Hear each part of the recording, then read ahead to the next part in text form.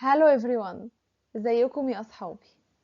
عاوزه اقولك ان انت لو مستني اللحظه اللي الانجليزي يبقى فيها سهل فهي اللحظه دي، لان النهارده هنبدا من الاساس الحقيقي لاي جمله، وهو ال parts of speech، اجزاء الكلام. بسم الله. الكلمات اللي بنقولها مش راندوم، كل كلمه ليها مهمه ودور، ولما تعرف دور كل كلمه هتحس انك بقى عندك مفتاح تفك بيه اي جمله. جاهزين نكشف السر؟ يلا بينا يا ابطال. Let's start.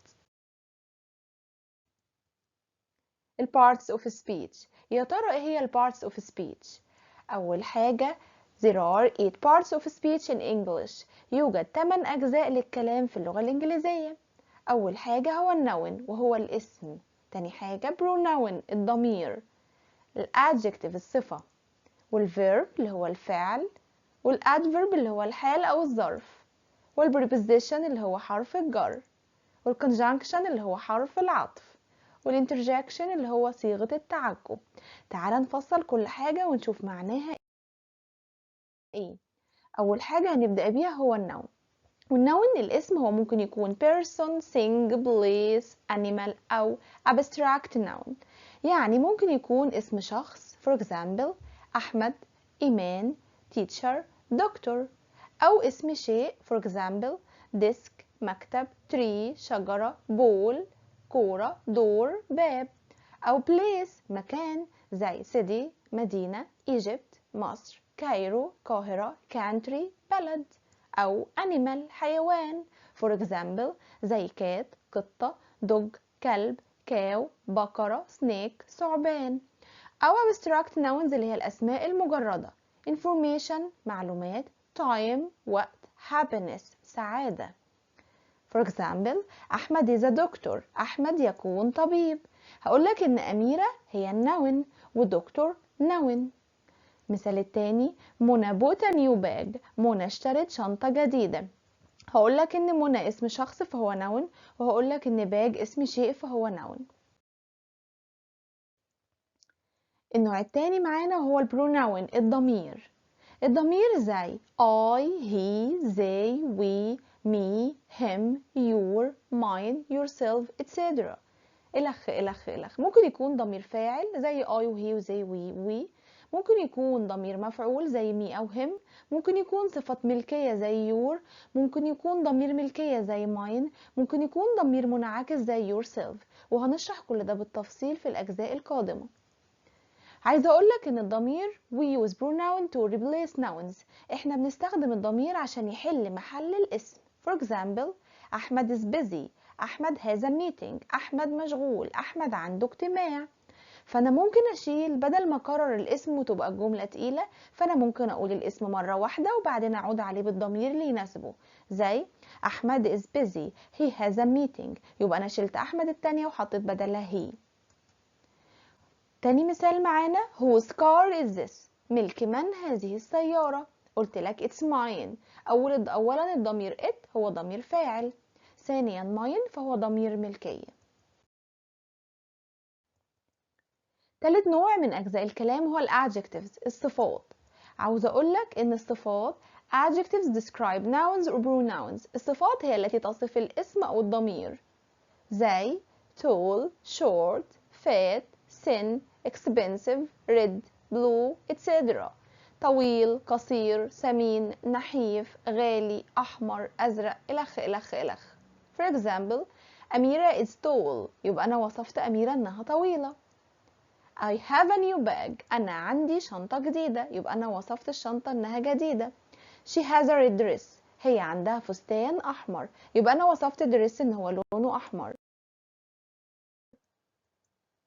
رابع حاجة من أجزاء الكلام هو الفيرب الفعل. For example play, go, eat, cook, read, sleep, fly, etc. زي يلعب، يذهب، يأكل، يطبخ، يقرأ، ينام، يطير، إلخ. عايزة أقولك إن الفعل describes a noun, describe an action or a state. هو الفعل هو اللي بيوصف الحدث أو الحالة. For example teacher works at schools. المدرسين بيعملوا في المدرسة. يبقى أنا الفعل هنا هو الفعل work، وده اللي وصف المدرسين بيعملوا ايه. he feels thirsty هو يشعر بالعطش. الفعل هنا هو فعل feel. he is playing يبقى أنا عندي الفعل هنا هو playing. we are happy إحنا سعداء. الفعل هنا عندي هو are.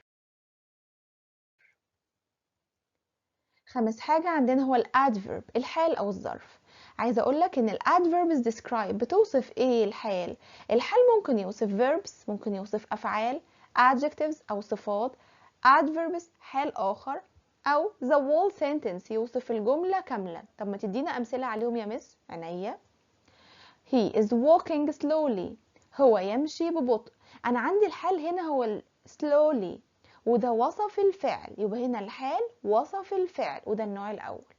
مثال التاني she's really hungry هي جوعانة جدا. أنا عندي really هي الحال اللي وصف الصفة.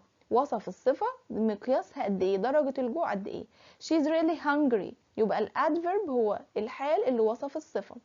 النوع الثالث he's running very quickly هو يجري بسرعة جدا. adverb هنا عندي هو الادفيرب very وده وصف الادفيرب اللي بعده اللي هو quickly. درجة السرعة قد ايه؟ جدا. يبقى هو بيجري بسرعة جدا. يبقى الادفيرب وصف الادفيرب اللي بعد منه. رابع نوع معانا for example unfortunately it rained and we couldn't go out. لسوء الحظ الدنيا مطرت واحنا ما قدرناش نخرج.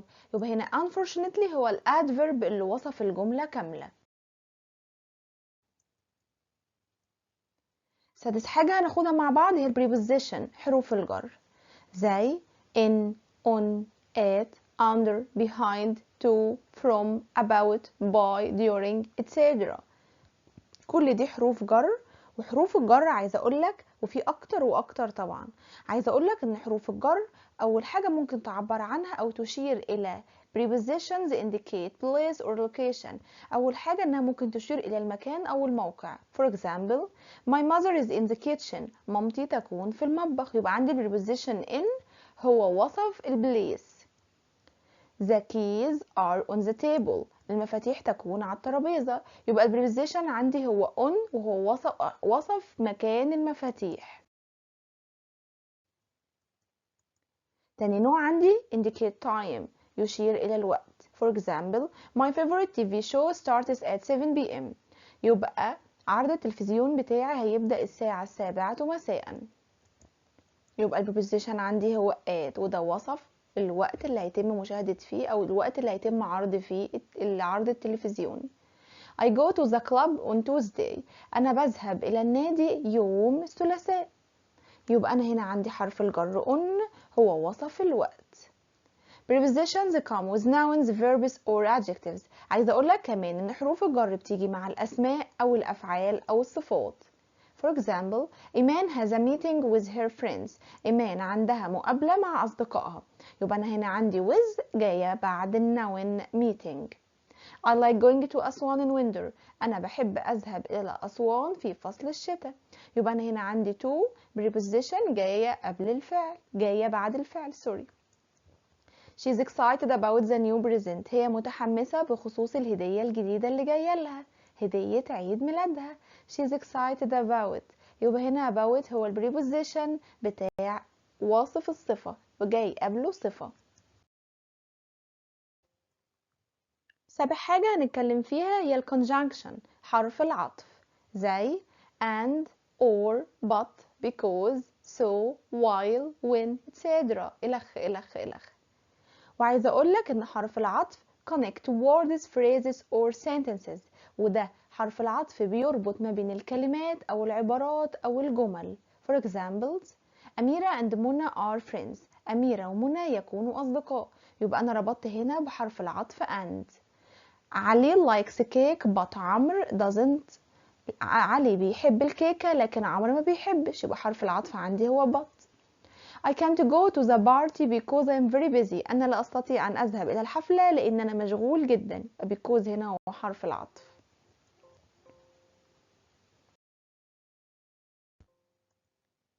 آخر نوع معانا هو الانترجكشن صيغة التعجب وده زي shh, hooray, yeah, ew,